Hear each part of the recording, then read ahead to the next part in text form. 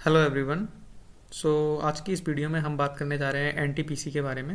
NTPC ने अभी basically अपने बहुत ही इंपॉर्टेंट लेवल और कंसोलिडेशन का ब्रेकआउट दिया है। एंड इस ब्रेकआउट के बाद क्या ये स्टॉक 400 के लेवल की तरफ बढ़ रहा है, क्या इसमें आगे रिजेक्शन आएगा, एंड ये ब्रेकआउट कितना इम्पॉर्टेंट है, उस पर हम पूरी डिटेल्ड एनालिसिस करेंगे।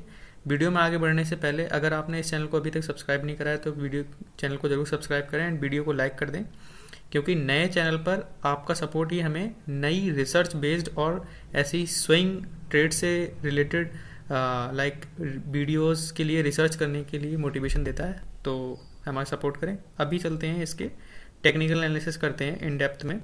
तो अभी अगर हम थोड़ा सा इसकी हिस्टोरिकल एनालिसिस कर लेते हैं, एंड अभी ये वीकली चार्ट टाइम फ्रेम पर चार्ट को मैंने ओपन किया है। तो अगर हम थोड़ा सा इसका प्रीवियस जाएँ, हिस्ट्री में जाएँ, एंड हिस्ट्री में जाकर अगर हम देखें थोड़ा सा इसको जूम इन कर लेते हैं। ओके, जूम इन करने के बाद हम यहाँ पर देख सकते हैं वीकली में भी ये चार्ट काफ़ी बड़ा दिखता है। तो इसने लाइक ये जो इसका ऑल टाइम हाई है जो इसने यहाँ पर बनाया था, उससे पहले इसने अपना ऑल टाइम हाई लगभग सन 2007 में बनाया था। दिसंबर सन 2007 के आसपास बनाया था। ये वीकली बेसिस का चार्ट है।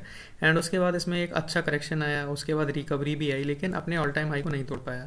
फिर उसमें यहाँ से बहुत ज़्यादा एक तरह से बड़ा करेक्शन आया, हम देख सकते हैं यहाँ पर इसने थोड़ी रिकवरी दी, लेकिन अगेन फिर इसमें करेक्शन आया।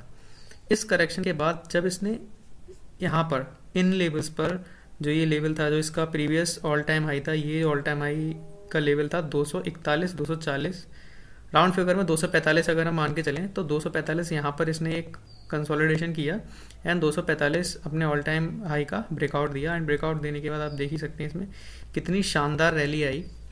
ये रैली अगर हम देखें चार्ट को थोड़ा एडजस्ट करके, इतनी शानदार इसमें रैली है। वीकली बेसिस पर हम देख सकते हैं केवल 20 ईएमए पर ही इसने बार बार सपोर्ट लिया, एंड वरना तो इसने लाइक एकदम 20 ईएमए से ऊपर ऊपर ऊपर ऊपर बहुत अच्छी रैली दी। एंड फिर इसने 20 ईएमए को ब्रेक किया, यहाँ पर आकर इसने कंसोलिडेशन किया। कंसोलिडेशन बेसिकली जब भी कोई भी आप ऐसा समझो कि कोई एक घोड़ा है जो बहुत तेज़ी से भाग रहा है, बहुत तेज़ी से भाग रहा है, तो एक टाइम के आने के बाद उसकी एनर्जी ख़त्म हो जाएगी, है ना। तो उस एनर्जी जब ख़त्म हो जाएगी तो उसको एक तरह से रेस्ट करना होगा, उसको एक तरह से कूल डाउन करना होगा। अब यहाँ पर अगर स्टॉक्स के पर्पज से समझें, आप समझो कि यहाँ कहीं जो कंसोलिडेशन हुआ, यहाँ जो भी कंसोलिडेशन हुआ, स्मार्ट मनी यहाँ पर एंटर करता रहा धीरे धीरे। लाइक उनके पास हमारी तरह 1 या 2 लाख रुपए नहीं होते हैं, या 10 या 5 हज़ार रुपये नहीं होते हैं। वो लोग 40,000 करोड़, 10,000 करोड़, 20,000 करोड़ इस तरीके की इन्वेस्टमेंट करते हैं। तो रोज़ खरीदेंगे तो धीरे धीरे साल भर में, 1.5 साल में या महीने भर में जितना भी उनको ख़रीदना होता है उसको ख़रीदा। देन जब उन्होंने ख़रीद लिया और रिटेल ने बेच दिया, फिर जब ये स्टॉक चलता है तो क्या होता है कि शेयर्स जो फ्रीली अवेलेबल होते हैं वो कम होते हैं, और जो उसमें जब ये और ज़्यादा क्वांटिटी से खरीदेंगे तो वो शेयर भागेगा, जैसे यहाँ पर भागा। रिटेल की उसमें नज़र पड़ेगी, रिटेल भी उसे खरीदेगा। देन और वो लोग भी थोड़ा थोड़ा खरीदेंगे, तो क्या होगा कि शेयर्स की सप्लाई कम हो जाएगी और डिमांड ज़्यादा हो जाएगी मार्केट में, और उस डिमांड की वजह से ये भागता जाएगा भागता जाएगा। लेकिन एक समय के बाद क्या होता है, जब स्टॉक बहुत ज़्यादा भाग जाता है तो वहाँ पर रिटेल ही लाइक एक तरह से इंटरेस्टेड होता है और स्मार्ट मनी यहाँ पर निकल जाता है। तो इस फेज़ को बोलते हैं, जो ये वाला फेज़ था यहाँ पर जहाँ पर स्मार्ट मनी एंटर करता है उसको बोलते हैं एक्यूमुलेशन, और जहाँ से स्मार्ट मनी निकलता है, जहाँ से एक तरह से गिरावट आती है, उसको बोलते हैं डिस्ट्रीब्यूशन। तो अभी हम चलते हैं डे टाइम फ्रेम पर। एंड डेली टाइम फ्रेम पर अगर हम देखें तो हम यहाँ पर देख सकते हैं एक तरह से ये स्टॉक गिरने के बाद यहाँ पर इसने रिकवरी दी, जो निफ्टी में भी रिकवरी आई थी, लेकिन यहाँ से रिजेक्ट हो गया। ये जो लेवल है लगभग 368 टू बी एग्जैक्ट, या फिर राउंड फिगर में हम 370 का लेवल कह सकते हैं। यहाँ से रिजेक्ट होने के बाद ये यहाँ पर आया, और ये जो लेवल था 350 का, 350 के लेवल से ये 320 एंड 350 के लेवल के बीच में कंसोलिडेट होता रहा। यहाँ पर भी कई बार, 2 बार यहाँ पर आया, लेकिन यहाँ से रिकवरी हुई, देन फिर यहाँ से रिजेक्ट हुआ। एंड अभी जाकर इसने प्रीवियसली फ्राइडे में ही इसने ये जो 370 का लेवल है इसका ब्रेकआउट दिया है। इसका ब्रेकआउट भी यहाँ पर इंपॉर्टेंट चीज़ ये है, ब्रेकआउट कैसे दिया। यहाँ पर भी इसने ब्रेकआउट देने की कोशिश की थी, लेकिन इंट्रा डे में ही रिजेक्ट हो गया। और उससे पहले जितनी बार इसने ब्रेकआउट दिया इंट्रा डे में ही रिजेक्ट हो गया, लेकिन इस बार इसने क्लियर ब्रेकआउट दिया है।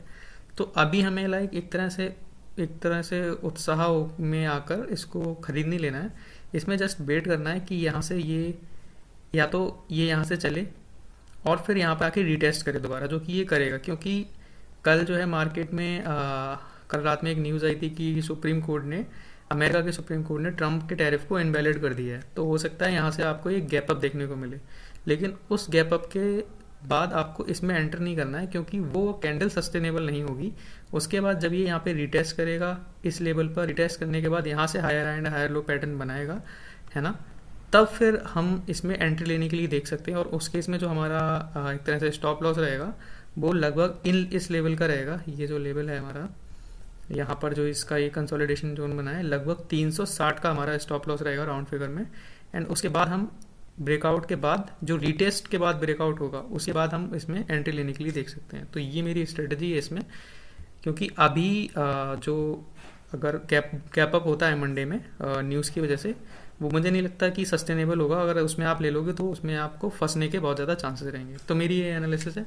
अगर आपको एनालिसिस पसंद आ रही हो तो हमारे चैनल को जरूर सब्सक्राइब करें एंड वीडियो को लाइक करें। Thank you.